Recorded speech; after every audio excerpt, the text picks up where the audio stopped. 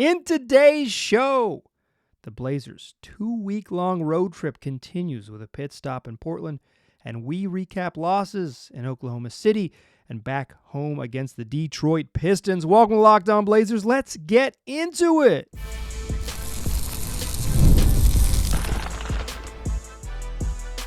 You are Locked On Trailblazers, your daily Portland Trailblazers podcast, part of the Locked On Podcast Network. Your team every day. What's up, world? It's your past first point guard and Trailblazers reporter, Mike Richmond. You're listening to another episode of Locked On Blazers, part of the Locked On Podcast Network, available wherever you get podcasts and also on YouTube. Thanks for making this show your first listen, coming at you each and every weekday, Monday through Friday. So make it a part of your daily routine. Make it your first listen. Tell your friends to do the same. It's Locked On Blazers, your team every day. In today's show, we're going to recap a couple games over the weekend. The Blazers wrapped up a road trip, or at least they thought they did, on Friday in Oklahoma City, and then they just continued that road trip. They just happened to play a game in Portland on Sunday. They lose to the Thunder.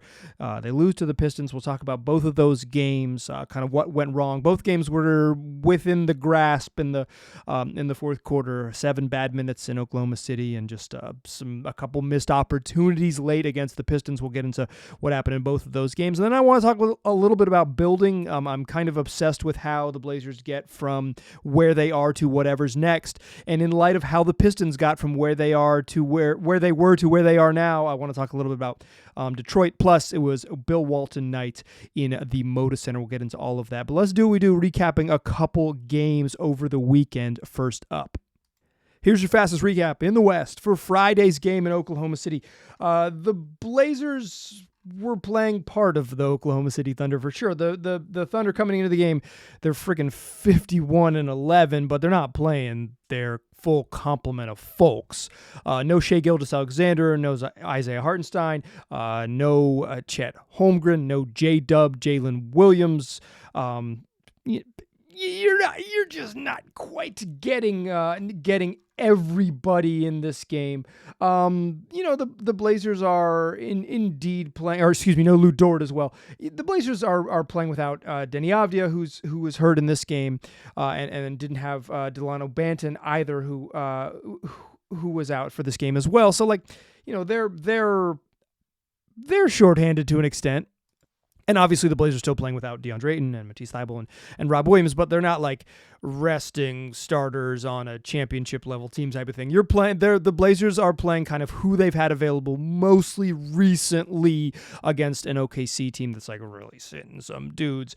And the Blazers down 5 after 1, and the things got away from them in the second quarter. They're down 18 at halftime.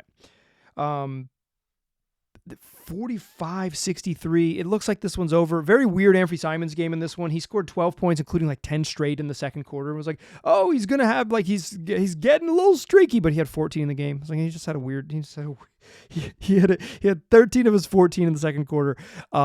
Just a weird game. But in the third quarter, behind 11 points from Scoot Henderson, who helps lead the charge, the Blazers get back into the game. Like they were looking like they were going to be just out of it. And they get back into the game, down 7 entering the fourth quarter. And then 7 minutes left in the fourth quarter, it's just over the 7-minute mark. Shaedon Sharpe comes off a screen, starts left, gets back to his right hand, and then explodes, finishes on the left side in contact, or through contact, and one. He makes the free throw, and it's 87-85 at the 7:07 mark. The Blazers, who were down by as many as 18 down by 18 at halftime, trailed by as many as 21 in the game, are like, okay, you might have this thing. 7 minutes to decide the game. You just got to slow down Aaron Wiggins and Jalen Williams. That's center Jalen Williams as opposed to forward Jalen Williams, and they don't. The Thunder closed the game on a 20-4 run. The Blazers, in the final 7 minutes of this game in Oklahoma City, go 1 of 13 from the floor, 0 of 5 from 3. Their 4 points came on a Donovan Clingan putback and 2 Toumani Camara free throws. On the other end, Oklahoma City, 7 of 11. Jay Will leading the way. They make 4 of 5 threes. They make both of their free throws, and as quickly as the Blazers were kind of in the game, they were extremely not, and they lose. 107-89. Blazers didn't have it. I think they played poorly. The offense was bad. Jeremy Grant, who came back from an injury and returned in that game against Oklahoma City, was just bad. He was 2 of 10 from the floor. But Tumani Kamara had a stinker game. He was 2 of 13. Anfernee Simons basically had all of his points in like an 8-minute stretch. He finished 5 of 16 from the floor. Scoot Anderson had 8 of 15 and 22 points, but he was on the court when the Blazers offense was failing late. So like it wasn't like he didn't have his opportunity. He was on the court when they kind of needed something and couldn't get it going. I think this was a combination of a lot of things. I think this was your 7th game on a 12-day road trip in 7 different cities, and I think this is a pretty good and deep OKC team, but like you're not playing the deepest, best version of it. They're starting Ousmane Dieng and Kenrick Williams, my boy Kenny Hustle, Isaiah Joe, Dylan Jones played 25 minutes in this game, and Brendan Carlson played 14 minutes. 2-point allergist Adam Flagler played in this game as well. Like you're playing like the freaking end of the bench. Cason Wallace also sat out this game. You're playing the end of the bench. I'm a pretty big believer. I'm a pretty big Aaron Wiggins believer, but I'm an Aaron Wiggins believer in the fact that it's like I think he has enough shooting and enough off the bounce wiggle to get himself to the rim, and as a driver to be like a really helpful 7th or 8th man on a team that wins a championship. He had 30 on 13 of 26 shooting. Didn't even shoot well from 3, but like made his pull-ups, got to the rim. The Thunder they didn't bring a ton of threes, but they made them even with the bench. You get 4 of 6 shooting from Ousmane Dieng. Jalen Williams has a freaking triple-double with 10, 11, and 11. He makes a couple threes. Isaiah Joe makes a couple threes. Alex Caruso, who did play in this game, made a couple threes. They finish with 14 threes. The Blazers go 8 of 43 from 3. They shoot a kajillion bricks. They don't crack 90 points. They looked tired, and they also played poorly. OKC, even when they're shorthanded, plays the way they play. Like they're just they pack the paint, and when you drive, they put you in a crowd and try to force turnovers, and they try to run off turnovers. Blazers turn the ball over 17 times. Like they play the way they play. They're very they have a strong identity no matter who's on the court. Obviously, this team that played on Friday against the Blazers is not a championship team. It's not a playoff team. It's just the Blazers kind of got punked, but the Blazers are shorthanded. And they got punked against a team that was just, beat them in the final 7 minutes like it was nothing, and not exactly with like household names doing the damage, although Caruso is a household name and he had 2 threes during that stretch. That's your fastest recap in the West for Friday. Blazers continue on the road trip. They come back Saturday, and then they play a game Sunday evening at the Moda Center. This game was Bill Walton night. I'll talk about that more in the second segment. But they were honoring Bill Walton's legacy, life, and with the team, and in part because Luke Walton, his son, is an assistant coach with the Pistons, and it was a time that Luke could be in attendance, and many of members of the Walton extended family and some members of the Blazers 77 championship team could also be there as well. But I said more on that a second than I just gave you the rundown of it, but I have some thoughts on it. In any case, it's Bill Walton night, but it's also just like another game in another city. This is game 8 because the Blazers are turning around and heading to play the Warriors immediately. So this is effectively another road game. The Blazers land in Portland on Saturday. They play a game on Sunday, and they fly out Sunday evening to head to San Francisco. This is game 8 of a 14-day road trip, 8th game in an 8 different city. Tomorrow will be 9 games in 15 days in 9 different cities when they play when they played the Warriors in San Francisco. This is just a long, strange trip in honor of Bill Walton night. Like, this is truly, they're just on the road forever. This is effectively a road game based on travel schedule. This just happens to be in the city of Portland, Oregon. And, I thought the Blazers were pretty good in this game, all things considered. There was a moment when it looked like they were going to completely lose contact, and then they were there. Let's get into it. Fastest recap in the West. Blazers lose 119-112. They're down 31-28 after one.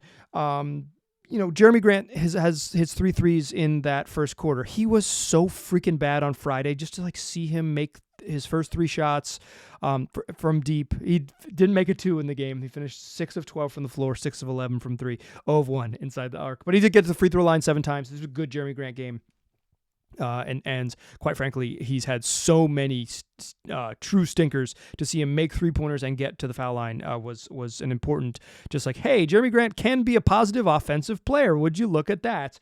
So respect. And he got it going early. Blazers down 31-28 after one. They are down 6 at halftime. Grant had 5 threes and 17 points in the first half. But the moment of the first half that you need to know is that with 6 minutes and about 25 seconds left in the second quarter, Donovan Clingan gets the ball underneath the rim on an offensive rebound. He's looking for a little bit of help. He knows he doesn't want to go back up with it. He's kind of had a struggle of an offensive night in general. He doesn't have a bunch of, offensive confidence. And he's like, okay, can I find a teammate to bail me out? And he sees a cutting Toumani Camara. And he throws a little underhand kind of skip bounce pass with a little bit of pace on it so he can catch Jabari Walker, so he can catch Toumani Camara in stride, and Toumani catches it in stride on a hard cut right down the center of the paint, catches a bounce pass, and goes up into a monster dunk, putting Pistons backup center Isaiah Stewart in the rim. Somewhere, someone, be it Tom Haberstroh or dunk score enthusiast J.E. Skeets, has shared with you what the NBA rates that dunk. Here's what I'll rate it. Massive. Fun as heck. Like the type of dunk that's on press row. While I was carrying on a conversation with one of my colleagues, we both just stopped talking, looked at each other, and then did the hand over your mouth, oh, this stinks type of reaction to it. It was like, we need to end this conversation and just have a quick oh my goodness moment. Oh my goodness. Right hand all the way back, left hand all the way back with a strong hand. Stewart gets up to contest, but not nearly as high. The force, the power, woo-hoo-hoo! Toumani Camara was fun. Highlight of the first half, without a doubt. Totally overshadows that Jeremy Grant had 17 and hit 5 threes, and it was like, Jeremy Grant, where have you been? It's halftime of our fastest recap in the West. The Blazers are down 6. Let's talk second half and what happened in this game more in the second segment. Join me there, won't ya? First, though, let's talk DoorDash. This NBA season, NBA fans need to know 2 things. They swoosh, you save. It's that simple. Thanks to Dash Pass, every time a player drops 50 or more points in a game, you score a huge deal the next day. It's simple. An NBA player scores 50 points. Dash Pass members get 50% off an order up to $10 the next day from noon to midnight. Or from our West Coast listeners, 9 a.m. Pacific time to 11:59 a.m. or 11:59 p.m. Pacific time, all stinking day long. So say you're watching somebody score 50 points and you got a late night craving after watching someone go big. Well, you can watch the highlights and then order your midnight snack. Use Dash Pass to grab something delicious and save big. Or say you're on the go the next day. Maybe you're at work or just running around because it's the weekend and you just need something quick delivered to your house. Well, get lunch on the go. With Dash Pass, you get your favorite meals with 0 delivery fees and reduced service fees. Plus, now you can save even more with this exclusive NBA deal. Here's how it works. You sign up for Dash Pass and be ready to save. A player scores 50 or more points in a game, Dash Pass members get 50% off and order the next day up to $10 off. Just use promo code NBA50 from noon to midnight or 9 a.m. to 11:59 Pacific time for my West Coast listeners. You'll get that deal on eligible orders at participating merchants. You must have an active Dash Pass account. Terms apply. Visit DoorDash to learn more. All right, Toumani Camara has crammed all over Isaiah Stewart. Beef stew, 2-on-Stu violence. And Stu, known to retaliate a little bit. He wasn't going to do about it. He just got crammed on. The Blazers down 6 at halftime, and they come out of the second half after a Grateful Dead tribute band. The Garcia birthday band plays a show at halftime at the Moda Center, and people were dancing in the aisles in honor of a little Dead tribute band in honor of Bill Walton. The Blazers come out in the third quarter flat. 18-6. Pistons open up the third. They lead by 18 at the 7:23 mark, 82-64. And this game looks cooked. Blazers look like they're done. Long road trip. Pistons played the night before. They're on the second night of a back-to-back. They just played a game that came down to the wire against the Warriors and lost. Everybody might be tired, but the Blazers are tired and down 18.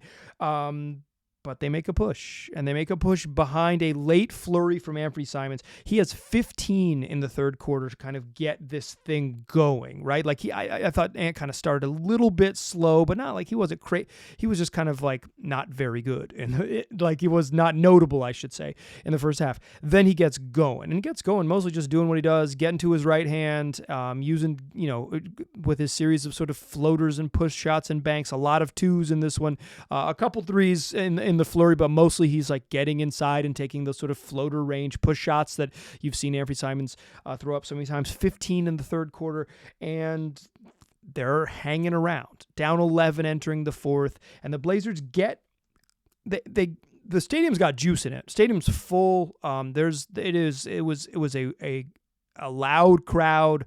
I thought it was a weirdly reffed game. I thought there was like a number of very late whistles in this game.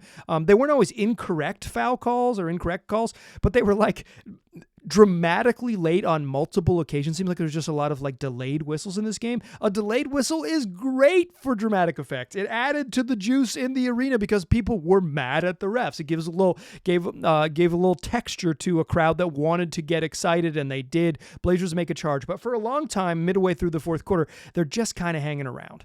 They're down 8, but they can't quite cut into it. They're down. There's a 3.5 minute stretch where the Pistons scored 2 points from about the 6 minute mark to 3.5 minute mark, and the Blazers didn't get closer than 6. And it's like, well, they may have missed their chance. But then your boy Duop Reith, wop, hits his lone 3 of the night. Duop Reith came in and played a bunch at the end of the game because it was kind of a stinker night for Donovan Clingan. He didn't make many. He shot a bunch, 1 of 8 from 3. The one he hit was a big one. It cuts the lead to 111-108 with 2:24 left. Dennis Schroeder goes quickly the other way and scores. Shaedon Sharpe drives on the other end, and he scores after the Blazers kind of work it around, and Sharpe attacks off the left wing, and he gets a bucket. It's a 3-point game with 1:51 left. The Blazers are going to have their chances. After a Dennis Schroeder missed 3, the Blazers come down, and again, Anfernee Simons sees 2 bodies. He's cooking in the second half. They're giving him a lot of attention. Duop Reith off that pick and roll, wide open top of the key, brick. But the Blazers, they show aggressive help on Cade Cunningham. He can't get loose. He swings it over to Tobias Harris in the corner. Brick. The Blazers, again, going to have a chance with the ball. Down 3, under a minute.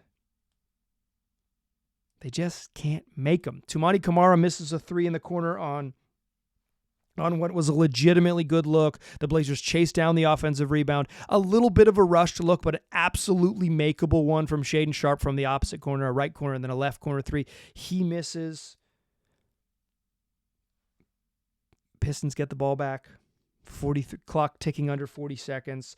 And Cade Cunningham's fouled on a drive. It was a foul. The whistle was incredibly late. There were heavy boos. He makes both free throws. Pistons go up 5, and the Blazers can't really get closer in the final 25 seconds. They lose 119-112. That's your fastest recap in the West.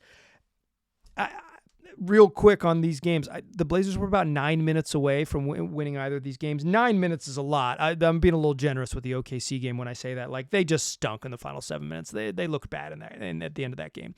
They basically had a push from late third into that first half of the fourth quarter, and then the OKC kind of got their best players on the court and made shots when it mattered, and Portland, who could not score against that version of OKC, wasn't in the game. But against the Pistons, the Blazers had their chances. They missed in about a 35-second span 3 pretty good looks at 3 that all tie the game. Pretty good looks at 3 that all tie the game. They're right there.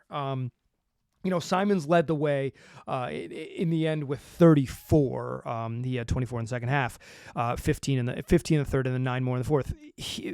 Ant was 10 of 13 on 2s, and one of them he missed was pretty clearly a goaltend. They just missed the call. It was such a weird non-call on the goaltend that watching it live, I was like, I must have seen that wrong. That's the only way that they didn't call that. I must have seen that wrong. But Ant it was Jeremy Grant early, 17 in the first half. It was Anfernee Simons late with 24 in the second half. I thought Shaedon Sharpe, 4 of 11 on 12 points. Scoot Henderson made his free throws, but I didn't think Scoot played very well. He's 4 of 14 with 15 points. Like the kind of the quote-unquote vets. I know Anfernee Simons like 25, but he's a veteran in terms of NBA experience, but he is a young person, to be clear. I thought that was the reason they were in the game offensively, and I thought the Blazers were pretty gritty, playing this game again without Denny Avdia. I thought Tumani did a pretty good job on Cade Cunningham, and he still finished with 28 on 9 of 17 shooting. Like he's a good basketball player. Jalen Duren gave the Blazers problems with a little bit of that sort of vertical threat stuff, and enough of the threes went in for the Pistons, particularly early, that they kind of had a chance, and then they just held on. Blazers just 15 of 50 from three, 30% from three. They shot under 39% overall from the field. Just they shot bricks in this game. I don't think they played poorly in terms of execution. I thought they just missed a bunch of shots, and particularly late. They gave themselves an opportunity by Anfernee Simons kind of got going on offense, and I thought they were really reliant on him to a fault, but he was also kept scoring. He had, again, 15 in the third quarter, 9 in the fourth. There was probably only one possession where I could say that was not what they wanted, but they missed shots late, and when they missed those shots late, they worked off Anfernee Simons getting attention. Duop Reith gets a wide open three because of attention. Tumani gets a shot in the corner because of the attention paid to Anfernee Simons, and the Blazers hustle down and get Shaedon Sharpe a shot late. I don't think they played poorly. I think they played poorly in terms of the ball didn't go in, but I thought it was a pretty entertaining game. A fun game, albeit with some weird whistles. There was a play where Dennis Schroeder just kind of fell down. He was tripping like a cartoon character, basically from half court, and he just kind of fell down, and they called a foul, and he very clearly just fell over. It was, but I don't think. Well, I think there was. I think there was some calls that went against the Blazers. I will never say that the game was decided by the referees. I will say that I noticed the referees a lot, but that was also because there was a lot of energy in the building. Speaking of energy in the building, it was energy in the building because the Blazers were honoring Bill Walton. We'll talk about that game and my continued obsession with how bad teams got good, and talk a little bit about the Pistons in that third segment. Join me there, won't ya? First, though, let's talk FanDuel. It's America's #1 sports book, and they want you to know that when an NBA game tips off, the action is just getting started, and there's no better place to get in on that action than on FanDuel. Plus, it's not just NBA season, but we're headed into March, which means that the conference tournaments happen this week, and a week from today, as I'm recording this on Sunday evening, you're listening to Monday, March 10th episode, March Madness is going to be here. The NCAA tournaments for both men's and the women's college basketball. It's upon us, and new customers can get $200 in bonus bets when your first $5 bet wins over at FanDuel. That's $200 extra bucks to use on everything from buzzer beaters to Cinderella stories, and even who's cutting down the nets. So visit FanDuel.com and get in on the college hoops action all tournament long. All right, still a pass first point guard, still Mike Richmond. You're still listening to Locked On Blazers. We're still talking for the Blazers games over the weekend. It was Bill Walton nights at the arena. Luke Walton, Bill's son, is an assistant for the Pistons, and he was there. And the Blazers kind of chose this game specifically so Luke could be in attendance. Many other members of Bill Walton's family were there. They had a suite up in the arena, and they were briefly shown on the broadcast. As I understand it, they didn't want to be very, very reasonably didn't want to be a big part of the spectacle. Bill Oram of the Oregonian wrote that Bill Walton had specifically requested to his family as his health was fading last May before he passed away. He's like, I don't want a funeral. I don't want a celebration of life. I don't want a memorial service. Like he that's not what he wanted. He wanted to be. He didn't want to be part of the spotlight after his passing. And so the Blazers, this wasn't a memorial for Bill Walton. This was supposedly a celebration. So, and understandably, his family didn't want to be involved. Very, very reasonable and right to respect that. Some of Walton's teammates from the 77 championship game were in the building, including Lionel Hollins, who spoke to the press prior to the game. And I thought Hollins, in his 20-some minutes that he shared with us, was really good, talking about kind of the fraternity of winning a championship and what Walton meant to him and how selfless he was as a basketball player and also as a person, and how their friendship endured for many, many decades beyond, playing on that team that won a championship and kind of cemented a legacy that hasn't been surpassed, because that's the Blazers' lone title, and kind of put the Blazers on the map. As Holland said it, like, Bill Walton's excellence helped create Rip City. Before they won the championship and before they had the finals MVP and the MVP the following season, before they were this awesome team, albeit for a brief period before Walton's knees or feet and legs gave him trouble, and obviously it ended acrimoniously and was later mended. But the Blazers became there's this new team that started, and they're like, this is year 6 and year 7 and year 8 when Hollins first joined the team, to being like, this is the show in town. This is the thing you want to do. Blazer Mania exists. It's now like a deep part of the city's core. Listener Scott, longtime listener of the program, pointed out that in the Breaks of the Game, the greatest sports book ever written by David Halberstam, in many ways, the Portland Trailblazers might not be in Portland if they aren't champions so early in their existence. They were kind of a fledgling franchise in a little outpost in the Northwest. And by winning a championship, they could have solidified their significance and importance and allowed them to not be uprooted and moved somewhere in the sort of turmoil of the late 70s ABA merger and all of the things that followed into the 80s as the NBA was just kind of looking for its footing. The Blazers had legitimized themselves behind Walton's excellence. When Walton passed away last May, I talked about how I think the most important sort of enduring legacy of Bill Walton is that he taught us about gratitude, because he did have all of those injuries, and he did have the many challenges that he faced, and then when he was older in life, he was deeply appreciative of the opportunities that finding his health and finding happiness and finding peace had given him. The 30 for 30 documentary, the ESPN calls him the luckiest man in the world, something that you hear Walton say often. I think that is the sort of lasting legacy of Walton beyond just the basketball stuff, is that he was someone who could purely tap into joy and appreciation of life and its opportunities that it gives us. In terms of Walton Night, there were some videos and there were some headbands passed out. I kind of just wish there was more. I wish there was more stuff. I thought it was a fun night. The tribute band at halftime was fun. I would have turned the dial up. If I could do anything different, I would turn the dial up, because Walton, if nothing, was particularly later in his life as a broadcaster, was nothing if not over the top. I thought the Blazers could have turned that dial up to 17 if it only goes to 6 or something. Okay, but in general, Walton Night, I think, from talking to my friends who were in the arena and some other folks, the Blazers, he was honored, and the Blazers did it in a unique way with a touch of tie-dye here and there, and a Grateful Dead tribute band at halftime. I have been, for lack of any other way to do it, I'm going to talk about something else now, because awkward transition time.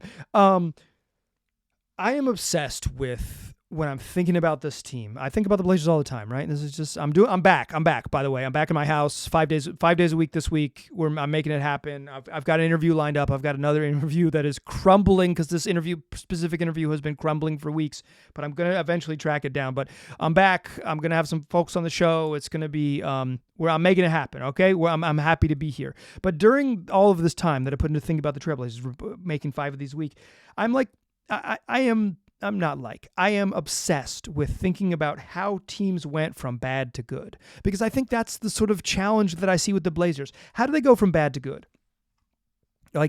They've been bad. Certainly they've been way better lately. The last 2 seasons of the Damian Lillard era were bad on purpose. The immediate aftermath post-Dame was a bad season, just all the way around for a variety of reasons. The beginning of this year was bumpy. They've been much, much, much better in the second half of the season, but that's step one, right? There's lots more steps. And I look at the Pistons, a team that was horrendous for a half decade. And obviously, in another whole world of hurt before that, they haven't won haven't been to the playoffs since Blake Griffin was on the roster, and Blake Griffin is now 2 years into retirement. It's just, and played on 2 other teams after the Pistons. It's been a minute, right? I believe Billups was on the last team to win Chauncey Billups, the Blazers head coach, was on the last team to win a playoff game as a member of the Pistons. It has been a while, right? They've been in the desert, but I think this iteration of the Pistons, we're about a half decade into this sort of Troy Weaver and beyond experiment now with Trajan Langdon at the helm. It is.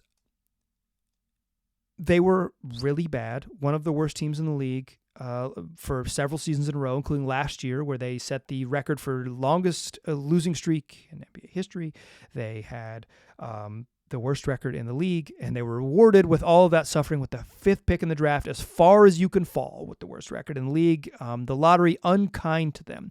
And yet, this year, they're 36-29. They're a legit playoff team in the East. They are functional, and just like they've, since about mid-December, they've just been a straight-up good basketball team. I don't think they played a particularly beautiful game tonight, but they found a way to win. And so, heading into this game, the thing I've been thinking about is like,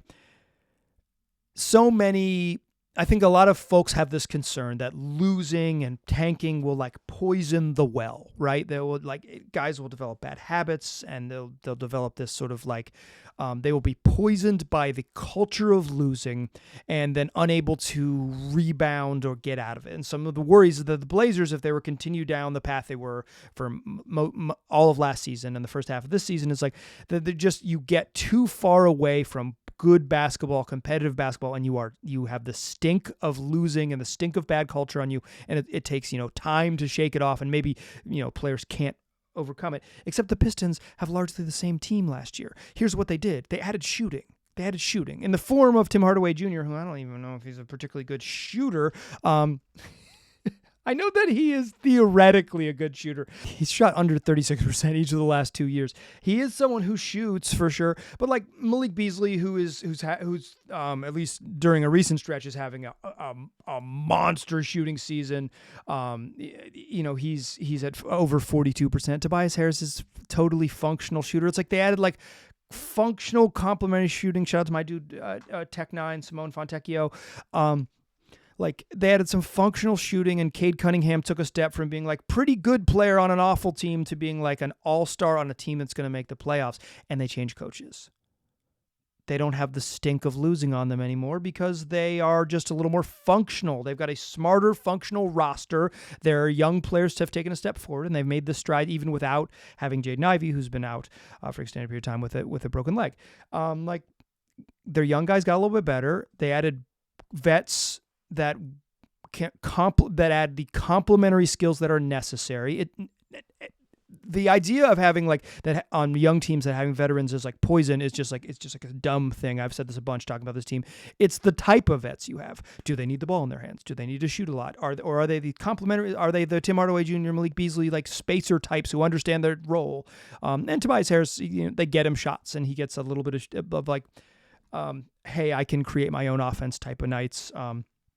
Although I don't think he's been particularly good this year either, but he's been functional, right? And Cade has taken a leap, and they've and JB Bickerstaff has helped. And so I asked JB Bickerstaff before the game about kind of instilling, whether it was like he felt that he needed to instill a culture when he took over the job, or that this like the inherent ability to be gritty and tough and have attention to detail already existed within his team. And what he said was like when he showed up day one, they talked about core values, and one of their core values are togetherness, attention to detail, and grit. Toughness, an ability to overcome the challenges of an 82-game season, because it's hard to have the relentless ongoings of you're on the road, you're playing in your 8th city in 14 days, you're about to head out after. It's just hard to bring it every night. And you instill a toughness, a grittiness, a willingness to get through the hard parts of a grueling NBA season.